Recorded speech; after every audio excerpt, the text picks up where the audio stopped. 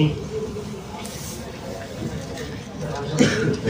کذبت قوم نوح المرسلین، دلیل نقلی نمبر 3۔ دلیل نقلی نمبر 1 تھی حضرت موسیٰ علیہ السلام کا واقعہ، اور دلیل نقلی نمبر 2 تھی حضرت ابراہیم علیہ السلام کا واقعہ۔ اب یہاں سے دلیل نقلی نمبر 3 ہے حضرت نوح علیہ السلام کا واقعہ، اور جھٹلایا نوح علیہ السلام کی قوم نے نبیوں کو۔ کذبت قوم نوح المرسلین، نوح علیہ السلام کی قوم نے رسولوں کو جھٹلایا۔ یہاں سوال یہ ہوتا ہے کہ نوح علیہ السلام کے قوم کی طرف تو ایک رسول آیا، اور یہاں جمع کا صیغہ استعمال کیا گیا، تو جواب یہ کہ ایک رسول کو جھٹلانا گویا سب رسولوں کو جھٹلانا ہے، اس لیے کہ تمام رسولوں کی دعوت اور پیغام ایک ہی ہے۔ اور یہ جمع کا صیغہ تعظیم کی وجہ سے، عظمت شان کی وجہ سے انہوں نے ایک کو نہیں جھٹلایا، گویا سب کو جھٹلا دیا، کہ پیغمبر اتنے اولو العزم تھے، مقام اور مرتبے کے اعتبار سے تمام لوگوں میں سب سے اونچا مقام انبیاء علیہ السلام کا ہوتا ہے، تو انہوں نے کسی عام آدمی کو نہیں جھٹلایا، بہت عظیم و شان وقت کے پیغمبر کو جھٹلایا۔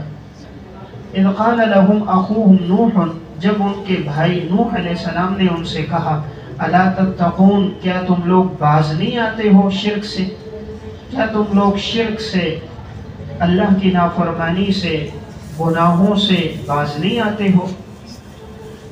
یہ جو ہر جگہ کہا جا رہا ہے نوح کا بھائی، ہود کا بھائی، تو یہاں پر مراد بھائی ہونے سے پہلے میں نے عرض کیا تھا، یہاں نسب میں بھائی ہونا مراد نہیں ہے، بلکہ قوم، قبیلے، خاندان کے اعتبار سے، یعنی نوح علیہ السلام بھی اسی قوم کے، اسی خاندان کے تھے اور اسی قبیلے کے تھے، تو انہوں نے ان کو دعوت دی۔ تو وہ یہ دوہرا جرم ہوتا ہے کہ پیغمبر بھی اسی خاندان، علاقے، قوم کا ہو، اور پھر بھی انسان ان کی نافرمانی کرے۔ انی لکم رسول امین، یقیناً میں تمہاری طرف رسول بنا کر بھیجا گیا ہوں، امانت دار، میں امانت دار رسول ہوں۔ نوح علیہ السلام نے 2 باتیں عرض کی، نمبر 1 میں رسول ہوں، کوئی عام آدمی نہیں ہوں، نمبر 2 میں امین ہوں، اللہ کا پیغام پورا پہنچاتا ہوں، میں اس میں کمی زیادتی نہیں کرتا۔ امین کے نیچے لکھیں، میں اللہ کا پیغام پورا پہنچاتا ہوں، میں اس میں کوئی کمی بیشی نہیں کرتا۔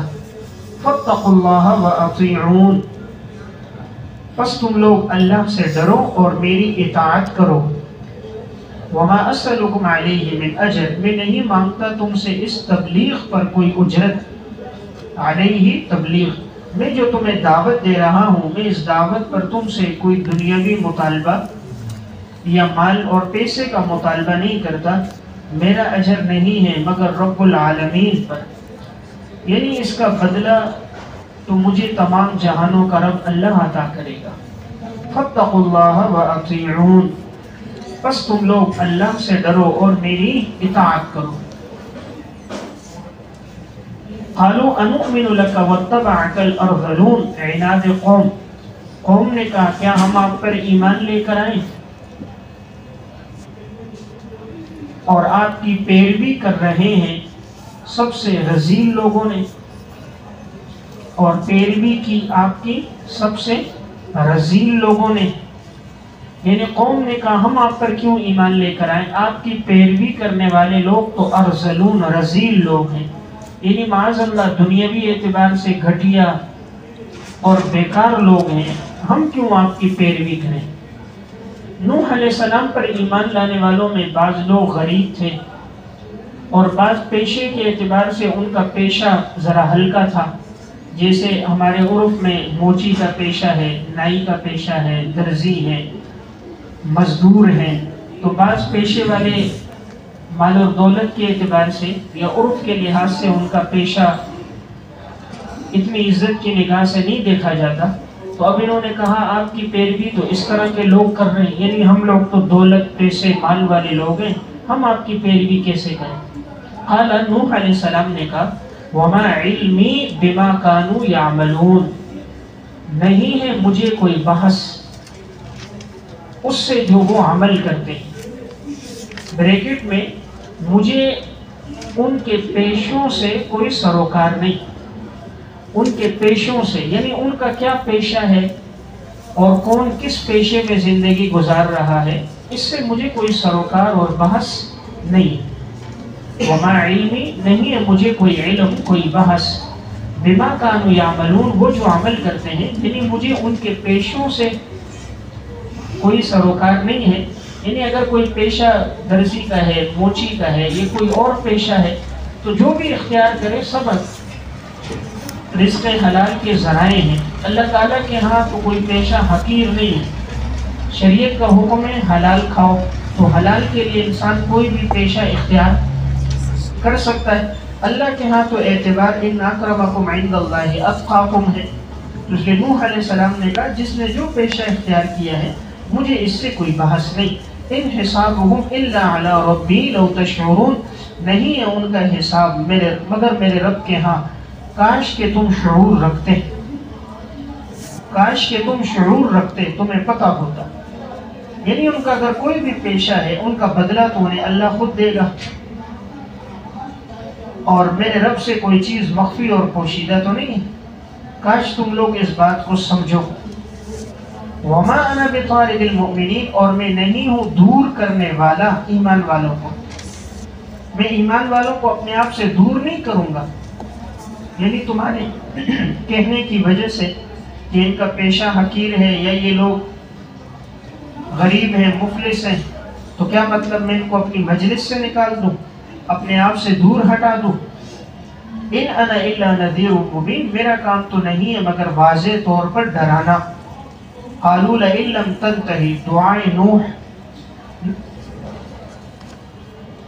انہوں نے نوح علیہ السلام سے کہا کہ اے نوح لتکونن من المرجومین، نہیں یہاں عنوان لکھے تہدید قوم، قالوا لئن لم تنتہی پر عنوان تہدید قوم، اور آگے جو آ رہا ہے نا قال رب ان قومی، یہ ہے دعائے نوح، دعائے نوح کا عنوان آگے، قالوا لئن لم تنتہی، تہدید قوم، قوم نے ڈرایا دھمکایا، کہ اگر تو باز نہ آیا اے نوح تو تو ضرور ہو جائے گا من المرجومین، سنسار کیے ہوئے میں سے، سنسار کیے ہوئے میں سے، یعنی ہم تجھے پتھر مار مار کے سنسار کر دیں گے۔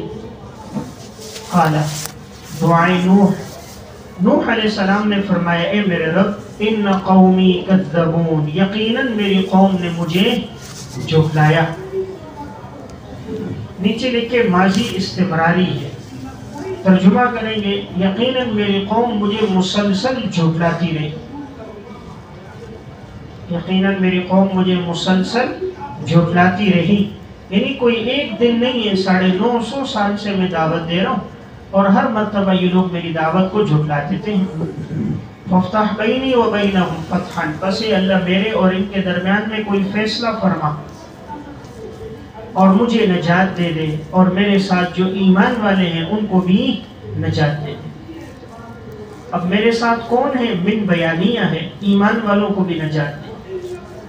تو اللہ تعالیٰ نے دعا قبول کی، فانجیناہ، ہم نے نوح کو اور جو نوح کے ساتھ تھے ہم نے ان کو کشتی میں نجات دی، المشحون، جو بھری ہوئی تھی،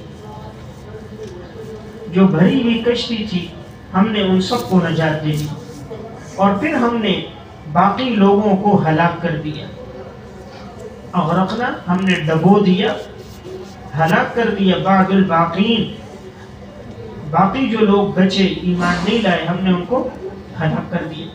یقیناً اس واقعے میں نشانیاں ہیں، ذالکہ، اس واقعے میں یعنی نوح علیہ السلام کی قوم کا یہ جو واقعہ کہ انہوں نے ایمان نہیں لایا اور ہم نے سب کو ڈبو دیا، اس میں لآیتاً، اللہ کی قدرت کی بڑی نشانی ہے، کہ اللہ کی قدرت کی نشانیاں کہ آسمان سے پانی برسا، زمین سے نکلا، تندور سے نکلا، اور اللہ نے سب کو ڈبو دیا اور ایمان والوں کو بچا دیا، لیکن اکثر لوگ ایمان لانے والے نہیں ہیں۔ اور یقیناً تیرا رب غالب ہے، بریکٹ میں عذاب دینے پر، رحیم ہے لیکن مہلت دیتا ہے، فوراً عذاب نہیں دیتا. تو یہاں بھی مہلت دی 950 سال ان کو، لیکن لاتوں کے بھوت باتوں سے سیدھے نہیں ہوتے، تو اس لیے پھر عذاب کے ذریعے ان کو سزا دی گئی. کذبت عاد المرسلین، دلیل نقلی نمبر 4. اور اسی طرح قوم عاد نے جھٹلایا رسولوں کو، رسولوں کو جھٹلایا. تو یہاں بھی ایک رسول کو جھٹلانا سب کو جھٹلانا ہے، اور یہ جمع کا صیغہ تعظیماً ہے. جب کہا انہیں ان کے بھائی ہود علیہ السلام نے، کیا تم لوگ بچتے نہیں ہو؟ کیا تم لوگ شرک سے، اللہ کی نافرمانی سے، گناہوں سے بچتے نہیں ہو؟ یقیناً میں تمہاری طرف رسول ہوں، امانت دار. تو اس کا تقاضا یہ ہے کہ تم لوگ اللہ سے ڈرو، وَأَطِيعُونَ، اور میری اطاعت کرو. اور میں نہیں مانگتا تم سے اس تبلیغ پر کوئی اجرت، اور میری اجرت تو نہیں ہے مگر تمام جہانوں کے رب پر، کہ میں اللہ کے لیے کرتا ہوں اور اللہ ہی مجھے اس کا بدلہ دے گا. أَتَبْنُونَ بِكُلِّ رِيعٍ، امراض قوم، امراض قوم. کیا تم ہر اونچی جگہ پر کوئی یادگار بناتے ہو؟ تعبسون، فضول حرکتیں کرتے ہو. أَتَبْنُونَ، کیا تم بناتے ہو، بِكُلِّ رِيعٍ، ہر اونچی جگہ پر، آیتاً، کوئی یادگار، تعبسون، اور تم فضول حرکتیں کرتے ہو. تو ترجمہ کیا ہوگا؟ کیا تم ہر اونچی جگہ پر کوئی یادگار بناتے ہو تاکہ تم فضول حرکتیں کرو. اصل یہ تھا کہ قوم عاد میں ایک مرض تھا، یہ لوگ بڑے اونچے اونچے محلات بناتے، عمارتیں بناتے، اور پھر یہ اس کے ذریعے سے جب اونچے محلات پر عمارتوں کے اوپر بیٹھ جاتے تو نیچے گزرنے والوں کے ساتھ ناشائستہ حرکتیں کرتے، تانے کستے، پتھر مارتے، برا بلا کہتے، ان کو حقیر سمجھتے، اوپر سے جملے کہہ کر ان کو ذلیل و رسوا کرتے. اور یہی ہے کہ یہاں پر مراد کہ ان کا یہ اونچی عمارتیں بنانا ہی، بلند و بالا عمارتیں بنانا ہی یادگار نشانیوں کے لیے خود ہی ایک بیجا اور فضول حرکت ہے نا. بڑی بڑی لمبی لمبی عمارتیں، 40 منزلہ 50 منزلہ، اس کی ضرورت کیا؟ یعنی انسان کی رہائش کے لیے منزل 2 منزل کا گھر بھی کافی. اب اتنی اونچی یہ کیوں بناتے تھے؟ تعبسون، فضول حرکتوں کے لیے، تکبر اور عناد کے لیے. لوگوں کے سامنے دیکھو میری عمارت کتنی اونچی ہے، اور میرا بنگلہ کتنا بڑا ہے، کتنے گز پہ بنا ہوا ہے، اور کتنی منزلہ بنا ہوا ہے، اس پہ ماربل کون سا لگا ہوا ہے. تو آج بھی یہ ہوتا ہے کہ لوگ فخر کس پہ کرتے ہیں؟ اپنی عمارتوں پہ فخر ہوتا ہے، حالانکہ وہ عمارت کیا ہے؟ مٹی اور پانی. عمارت کیا ہے؟ مٹی اور پانی. اور انسان نے خود بھی مٹی ہونا ہے، تو خود مٹی ہونا ہے اور فخر کر رہا ہے مٹی پر. تو فخر کی چیز مٹی نہیں ہے، فخر کی چیز اعمال ہے کہ جس کے ذریعے انسان کو عزت ملتی ہے. تو اللہ رب العزت نے ان کا مرض بتایا. مرض نمبر 1، اتبنون، کیا تم لوگ بناتے ہو، بکل ریع، یعنی ہر اونچی جگہ پر، آیتن، کوئی یادگار بناتے ہو، تعبسون، کہ تم فضول حرکتیں کرتے ہو. یہ بڑی بڑی اونچی اونچی تم لوگ عمارتیں بناتے ہو، جی یادگار ہے، یہ ہماری نشانی ہے. وَتَتَّخِذُونَ مَصَانِعَ، مرض نمبر 2، تم تعمیر کرتے ہو مضبوط محلات. مصانع، مضبوط محلات. لعلکم تخلدون، گویا کہ تم ہمیشہ رہو گے. لعل بمانے کأن، کأن، گویا کہ تم لوگ ہمیشہ رہو گے. وَإِذَا بَطَشْتُمْ، مرض نمبر 3، اور جب تم پکڑ کرتے ہو، بطشتم، اور پکڑ کرتے ہو، جبارین، غریبوں کی، تو ظالم جابر بن کر، بریکٹ پہ لکھے، غریبوں کی. جب تم پکڑ کرتے ہو، پکڑ کرتے ہو تو ظالم اور جابر بن کر. یعنی غریبوں کی پکڑ کرتے ہو، انہیں سزائیں دیتے ہو، تو تم لوگ جبار بن جاتے ہو، ظالم بن جاتے ہو۔ تو گویا اس قوم میں کتنے مرض تھے؟ تین مرض تھے۔ پہلا مرض کیا تھا؟ بڑی بڑی اونچی اونچی عمارتیں بناتے اور اس پر فخر کرتے، تو یہ ایک بیجا حرکت تھی۔ تو اشارہ کیا گیا کہ یہ اونچی عمارتیں کام نہیں آئیں گی۔ تم یہ سمجھ رہے ہو کہ اونچی عمارتیں تمہیں بچا دیں گی، ایسا نہیں ہے، یہ اونچی عمارت تمہیں اللہ کے عذاب سے نہیں بچا سکتی۔ اور نمبر 2، تم بنا رہے ہو محلات بڑے مضبوط، تم یہ سمجھتے ہو کہ ہمیشہ رہو گے۔ انسان تو اس لیے اتنا مٹیریل ڈالتا ہے، اتنا مضبوط اس لیے بناتا ہے، وہ سمجھ رہے ہمیشہ رہے گا، حالانکہ وہ ہمیشہ نہیں رہے گا۔ تو اتنے مضبوط محلات بنانے کی ضرورت کیا؟ یعنی اول تو آدمی اتنے بڑے گھر اس لیے بنا رہا ہے کہ میری نسلیں آ کر اس میں رہیں گی، تو نہ وہ رہے گا نہ نسلیں رہیں گی۔ اور یا اتنے بڑے بڑے اونچے اس لیے بنا رہے ہو کہ جگہ نیچے تنگ ہوگی، اوپر رہیں گے، اس سے اوپر رہیں گے، تو اتنا کون دیکھے گا کہ 4-5 نسلوں تک وہ زندہ رہے؟ ابھی تو نسل دوسری آتی نہیں اور انسان دنیا سے چلا جاتا ہے۔ تو گویا تمہاری اونچی عمارتیں بھی نہیں بچا سکتی، تمہارے مضبوط محلات بھی تمہیں نہیں بچا سکتے۔ اور تیسرا تمہارے اندر بڑا گناہ، تم جب کسی کو پکڑ کرتے ہو یعنی سزا دیتے ہو، تو تم ظالم اور جابر بن جاتے ہو، یعنی تم اعتدال پہ نہیں رہتے۔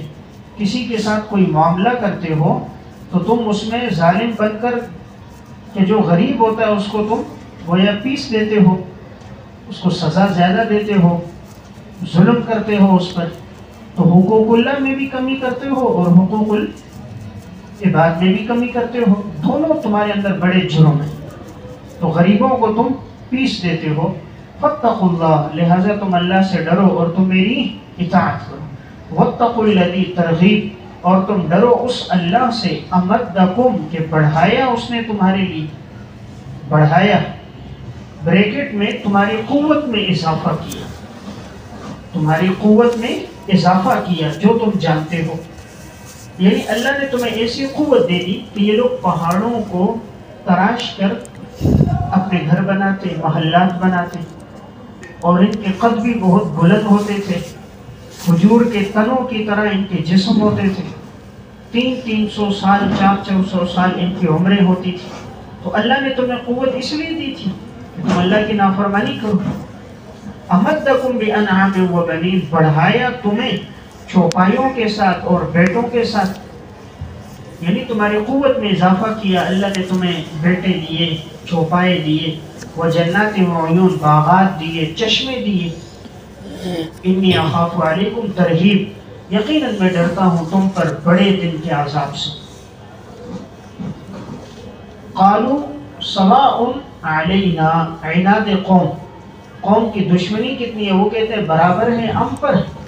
اوعظت ام لم تکن من الواعظین، آپ نصیحت کرو یا آپ نصیحت کرنے والوں میں سے نہ ہو۔ یعنی حضرت آپ نصیحت کرو یا نہ کرو، ہم تس سے مس نہیں ہوتے، ہم پر کوئی اثر نہیں ہوتا، آپ ہمیں نصیحت کرو یا نہ کرو۔ ان ہذا، ان کے نیچے یہ ان نافیہ ہے، ہذا کے نیچے تبلیغ نہیں ہے، یہ تبلیغ الا خلق الاولین، مگر یہ عادت چلی ہے پہلے لوگوں سے، مگر یہ پہلے لوگوں سے عادت چلی ہے۔ یعنی جس طرح پہلے لوگ تھے وہ بھی دعوت دیتے تھے، تبلیغ کرتے، اس طرح آپ بھی ہمیں دعوت دے رہے ہو، تبلیغ کر رہے ہو، کوئی نئی بات نہیں ہے۔ وما نحن بمعذبین، اور ہم نہیں عذاب دیے جائیں گے، ہم نہیں عذاب دیے جائیں گے، یعنی ہمیں عذاب نہیں ہوگا۔ تو جنت کے ٹھیکیدار ہم ہیں، اس لیے ہمیں عذاب نہیں ہوگا۔ فکذبوہ، بس انہوں نے جھٹلایا، فاہلکناہم، تو ہم نے ان کو ہلاک کر دیا۔ یقیناً اس واقعے میں اللہ کی قدرت کی بڑی نشانی ہے، ذالک، اس واقعے میں جو قوم عاد کا واقعہ کہ انہوں نے نہیں مانا اور اللہ نے ان کو ہلاک کر دیا، تو اس میں لآیتن، اللہ کی قدرت کی بڑی نشانیاں ہیں، لیکن اکثر لوگ ایمان لانے والے نہیں۔ یقیناً آپ کا رب غالب ہے عذاب دینے پر، لیکن رحیم ہے، مہلت دیتا ہے، فوراً عذاب نہیں دیتا۔ تو لوگ مہلت کو یہ سمجھتے ہیں، غلط فہمی میں پڑ جاتے ہیں کہ ہم پر تو عذاب آئے گا ہی نہیں، ہم ٹھیک چل رہے ہیں۔ یعنی وہ مہلت کو اپنے لیے دلیل بنا دیتے ہیں کہ عذاب نہیں آ رہا تو گویا ہم ٹھیک ہیں، حالانکہ وہ وجہ نہیں، اللہ رحیم ہے۔ کذبت ثمود المرسلین، دلیل نقلی نمبر 5۔ اور یقیناً جھٹلایا قوم سمود نے رسولوں کو، جب کہا ان سے بھائی حضرت صالح علیہ السلام نے کیا تم لوگ باز نہیں آتے ہو شرک سے، کفر سے، معصیت سے؟ یقیناً میں تو اللہ کی طرف سے رسول ہوں، امانت دار، میں اپنی طرف سے کوئی کمی بیشی نہیں کرتا، بس تم لوگ اللہ سے ڈرو اور میری اطاعت کرو، اور میں نہیں مانگتا اس تبلیغ پر تم سے کوئی اجرت، میری اجرت تو نہیں ہے مگر تمام جہانوں کے رب پر۔ اتترکون فیما ہاہنا، اسباب غفلت، کیا تم چھوڑ دیے جاؤ گے ان نعمتوں میں، ہاں ہونا دنیا میں، کیا تم چھوڑ دیے جاؤ گے دنیا کی ان نعمتوں میں، آمینین، امن سے، ماں نعمتیں، کیا تم ہاں ہونا دنیا، کیا تم یہاں یعنی دنیا میں چھوڑ دیے جاؤ گے ان نعمتوں میں امن سے، یعنی تم دنیا میں تو ہمیشہ نہیں رہو گے، ایک دن آئے گا موت کا، عذاب کا، تو یہ سب چیزیں یہیں رہ جائیں گی۔ فی جنات و عیون، بیان نعمت،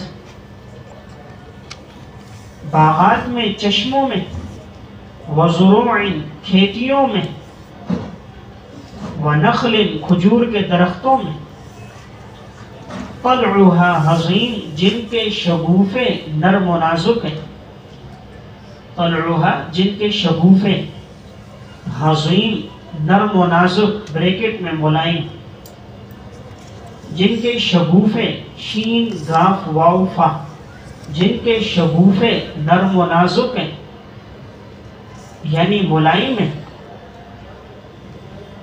یعنی تم کیا سمجھ رہے ہو کہ دنیا کی جو نعمتیں ہیں اس کی وجہ سے تم لوگ آخرت سے غافل ہو گئے، اپنے باغات کو دیکھ کر، چشموں کو دیکھ کر، کھیتیوں کو دیکھ کر، درختوں کو دیکھ کر، اور ان کے نرم و نازک شگوفوں کو، پھلوں کو دیکھ کر، وَتَنْحِتُونَ مِنَ الْجِبَالِ، اور تم تراشتے ہو پہاڑوں کو، بیوتاً، بناتے ہو گھر، فارحین، اتراتے ہوئے، تکبر کرتے ہوئے، کہ تم پہاڑوں کو تراش کر گھر بناتے ہو اور اس پر تم تکبر کرتے ہو، تعارف کراتے ہو، فلاں پہاڑ پہ میرا گھر ہے، فلاں اونچی چوٹی پہ میں رہتا ہوں۔ فاتقوا اللہ، اصول کامیابی، نمبر 1 اللہ سے ڈرو، وَأَطِيعُونَ، نمبر 2 میری اطاعت کرو، وَلَا تُطِيعُوا، نمبر 3 اور اطاعت نہ کرو حد سے بڑھنے والوں، امر المسرفین، حد سے بڑھنے والوں کے حکم کی اطاعت نہ کرو۔ یعنی جو لوگ نافرمان ہیں وہ در حقیقت حد سے آگے بڑھ رہے ہیں، تو ان حد سے آگے بڑھنے والوں کی اطاعت نہ کرنا۔ یہ حد سے آگے بڑھنے والے کون لوگ ہیں؟ الذین یفسدون فی الارض، مسرفین کی علامت یہ وہ لوگ ہیں جو زمین میں فساد کرتے ہیں، ولا یصلحون، اور اصلاح نہیں کرتے، زمین میں فساد کرتے ہیں۔ فساد کیا ہے؟ نمبر 1 کفر کرتے ہیں، کفر و شرک کرنا یہ فساد ہے۔ چونکہ زمین بنائی گئی اللہ رب العزت کو یاد کرنے کے لیے، توحید کے لیے، اب ایک آدمی اگر اس میں شرک کرتا ہے، کفر کرتا ہے، تو یہ زمین میں فساد ہے۔ زمین تو قائم ہوئی خلافت کے نظام کے لیے، حضرت آدم علیہ السلام کو خلیفہ بنایا، اب ایک آدمی کفر و شرک کرتا ہے تو وہ خلافت کے نظام کو، انبیاء علیہ السلام کے بعثت کے مقاصد کو چھوڑ رہا ہے۔ اور نمبر 2 فساد کیا ہے؟ یہی پیغمبر کی بات نہ ماننا، پیغمبر کی بات تسلیم نہ کرنا، جھگڑنا، یہ فساد ہے۔ اور اسی طرح نمبر 3 فساد پیغمبر پر اعتراضات، جیسے آگے آ رہا ہے کہ پیغمبر کو سحر زدہ جادوگر کہتے تھے معاذ اللہ، یہ فساد ہے، پیغمبر پر اعتراضات۔ اور نمبر 4 یہ بھی فساد ہے کہ پیغمبر کے معجزے کا انکار اور اس معجزے کو ختم کرنے کی کوشش، جیسے آگے معجزہ آ رہا ہے صالح علیہ السلام کا ناقہ، تو صالح علیہ السلام نے کہا تھا کہ اس اونٹنی کو کچھ نہ کہنا، ایک دن اس کی باری ہے پینے کی، باقی دنوں میں تمہارے لیے باری ہے۔ تو لیکن ان لوگوں نے اس اونٹنی کی رعایت نہ رکھی اور اس کی کونچیں اور پاؤں کاٹ کر اس اونٹنی کو انہوں نے مار دیا۔ تو پھر اللہ کا ان پر عذاب آیا کہ انہوں نے شاعر اللہ کا احترام نہیں کیا۔ اونٹنی شاعر اللہ میں سے تھی، اللہ کی بڑی نشانی کہ اللہ نے سب کے سامنے اس کو ایک پہاڑ سے پیدا کیا، تو وہ شاعر اللہ میں سے تھی، اسی لیے اس کی نسبت اللہ کی طرف تھی۔ ناقۃ اللہ، اللہ کی اونٹنی، جیسے بیت اللہ، کتاب اللہ، رسول اللہ، تو اسی طرح ناقۃ اللہ یہ نسبت تعظیم اور تشریف کے لیے تھی۔ قالوا انما انت من المصحرین، عناد قوم، عناد قوم اور اعتراضات، قوم کا عناد اور اعتراضات۔ انہوں نے کہا تو نہیں ہے مگر من المصحرین، سحر زدہ لوگوں میں سے۔ اعتراض نمبر 1 کہ تو سحر زدہ لوگوں میں سے، یعنی تو معاذ اللہ جادوگر ہے اور تیرے اوپر تو جادو ہوا ہے، تیری عقل ٹھکانے میں نہیں، یعنی تو یہ بے کی باتیں کر رہا ہے کہ یہ ہمارے معبودان ٹھیک نہیں، ہمارے باپ دادا ان کی پیروی کرتے آئے اور تو ان کا انکار کر رہا ہے، لگتا ہے تیرا دماغ ٹھیک۔ آج بھی اگر کوئی داعی دعوت دے تو کہتے ہیں اس کے دماغ کا علاج کرو، اپنا نہیں، اس کے دماغ کا علاج کرو۔ تو مریض اپنے مرض کو بھول گیا اور طبیب کے علاج کے فکر مند ہے۔ نمبر 2 انت الا بشر مثلنا، اعتراض نمبر 2 آپ تو نہیں ہو مگر ہماری طرح بشر، یعنی پیغمبر تو بشر نہیں ہونا چاہیے، تو آپ تو بشر ہو اس لیے ہم آپ کو پیغمبر نہیں مانتے۔ نمبر 3 فأتی بآیت ان کنت من الصادقین، تو لے آ کوئی نشانی اگر تو ہے سچوں میں سے، کوئی معجزہ لے کر آ۔ 3 اعتراض کر دیے۔ پہلا اعتراض بھی غلط تھا کہ تو سحر زدہ لوگوں میں سے ہے، انبیاء سب سے زیادہ دانا، سمجھدار، عقل مند ہوتے ہیں، سب سے زیادہ فہم و فراست انبیاء علیہ السلام کے پاس ہوتی۔ نمبر 2 تو بشر ہے، تو یہ تو کوئی نئی بات نہیں، جتنے انبیاء تھے سب بشر تھے، اور اگر نور بنا کے بھیجتے تو پھر وہی ان کو نظر نہ آتا، اور اگر اس کو انسان بناتے تو پھر کہتے یہ تو بشر، اور اگر وہ اصلی حالت میں ہوتا تو ان کو نظر نہ آتا، تو پھر بھی بات سمجھ نہ آتی۔ اس لیے یہ دونوں باتوں کے اشکال کے جواب نہیں دیے، اس کی ضرورت نہیں تھی۔ تیسری بات کہ تم معجزہ لے کر آ، تو اب اللہ نے آگے معجزہ دے دیا، اور وہ بھی فرمائشی معجزہ ان کی منشا کے مطابق۔ اور فرمائشی معجزہ جو ہوتا ہے اگر اس کو کوئی تسلیم نہ کرے فوراً اللہ کا عذاب آتا ہے۔ ایک تو ہوتا ہے اللہ تعالیٰ اپنی مرضی سے معجزہ دے، جیسے حضرت موسیٰ علیہ السلام، عیسیٰ علیہ السلام کو دیا۔ صالح علیہ السلام کو معجزہ ان کی قوم کی مرضی کے مطابق دی۔ قوم نے کہا اگر پہاڑ سے اونٹنی پیدا ہوگی ہم آپ پر ایمان لے آئیں گے۔ اللہ تعالیٰ نے اسی وقت پہاڑ سے اونٹنی پیدا کر دی، یعنی جو ان کی فرمائش تھی اسی طرح کا ان کو معجزہ دے دیا، لیکن انہوں نے اس کی بھی قدر نہیں کی، تو اس لیے عذاب زیادہ آیا۔ اب آگے بات آ رہی ہے۔ قال صالح علیہ السلام نے کہا ہذہ ناقۃ اللہ شرب، یہ ہے اونٹنی، اس کے لیے ہے پانی پینے کی باری۔ ناقۃ اونٹنی لہا، اس اونٹنی کے لیے شرب پانی پینے کی باری ہے۔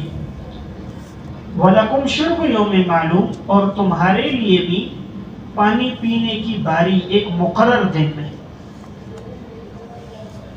اب ایک کنواں تھا جس سے جانور جا کر پانی پیتے تھے، تو صالح علیہ السلام کا جو معجزہ تھا اونٹنی یہ زیادہ پانی پیتی، تو اب یہ جس دن جاتی تو یہ پانی یہ سب پی لیتی۔ تو ان لوگوں نے اعتراض کیا بھائی ہمارے جانوروں کے لیے تو پانی نہیں ہے۔ صالح علیہ السلام نے کہا چلو ایک دن یہ اونٹنی پانی پیے گی، دوسرے دن تمہارے جانور پانی پیئیں گے، تمہیں جتنا ضرورت ہوگا تم دوسرے دن پہ آؤ، وہ پانی سارا لے کے چلے جاؤ، اگلے دن کے لیے بھی رکھ لو، اپنے جانوروں کو بھی پلا دو، لیکن جس دن اس کی باری ہوگی اس دن اس اونٹنی کو پانی پینے سے روکنا نہیں۔ وَلَا تَمَسُّوهَا بِسُوءٍ، اور نہ چھونا اس کو برے ارادے سے، اس کو برے ارادے سے یعنی تکلیف پہنچانا، مارنے کے ارادے سے تم اس کو نہ چھونا۔ فَيَأْخُذَكُمْ عَذَابُ يَوْمٍ عَظِيمٍ، ورنہ پس پکڑ لے گا تمہیں بہت بڑا عذاب، بہت بڑا عذاب آ جائے گا جس میں تم لوگ گرفتار ہو جاؤ گے۔ لیکن پھر بھی انہوں نے یہ بات نہ مانی، تو یہ لوگ تو صرف اس کو محض ایک دھمکی سمجھتے رہے کہ پیغمبر ویسے ڈرا رہا، تو انہوں نے فعقروها، پس اس کی کونچیں کاٹ ڈالی۔ کونچیں یہ اونٹنے کے پاؤں کا جو نچلا حصہ ہوتا ہے، وہ نچلا حصہ، اب انہوں نے اس کو کاٹ دیا۔ وہ اس طرح کی اونٹنی پانی کے لیے آئی تو ان میں ایک ظالم تھا، قذار بن سالم، اور دیگر وہ لوگ دور پہ تھے، سارے آئے تلوار لے کے اور ایک دم اچانک حملہ کیا اور اونٹنے کے پاؤں کی کونچیں کاٹ ڈالی۔ اب وہ اونٹنی چل نہیں سکتی تھی، پاؤں کا جب نچلا حصہ کٹ جائے، جیسے ہمارا پاؤں ہے، اگر کوئی ٹخنے سے اس کو کاٹ دے، پاؤں کا پنجہ نیچے نہ ہو تو پھر آدمی تو چل نہیں سکتا، یا ہاتھ اس کو کوئی کلائی سے کاٹ دے تو پھر تو ہاتھ کا ہونا نہ ہونا برابر ہے۔ سارا کام تو یہ انگلیاں اور پنجے کرتے ہیں، پاؤں کا پنجہ کر رہے، ہاتھ کی انگلیاں کر رہی، تو اس لیے انہوں نے پہلے اس کے پاؤں کونچیں کاٹ ڈالی۔ فَأَصْبَحُوا نَادِمِينَ، بس ہو گئے پھر یہ لوگ سخت نادم۔ اب ان کو پتہ چلا اللہ کا عذاب تو فوراً آنے والا ہے، اب ندامت کیجیے غلطی ہو گئی، لیکن اب تو معافی نہیں ہوتی، اس لیے کہ جب اللہ کا عذاب شروع ہو جائے یا انسان کے موت کا وقت ہو، غرغرے کی حالت ہو، پھر توبہ قبول نہیں ہوتی۔ اب کہنے لگے جی توبہ توبہ توبہ، فَأَخَذَهُمُ الْعَذَابُ، اب ان کو اللہ کے عذاب نے پکڑ لیا۔ یقیناً اس واقعے میں نشانیاں، ذالکہ، اس صالح علیہ السلام کی قوم کا یہ جو واقعہ ہے، اس میں اللہ کی قدرت کی بڑی نشانی ہے۔ آیتاً تنوین برائے تعظیم، بڑی نشانی ہے۔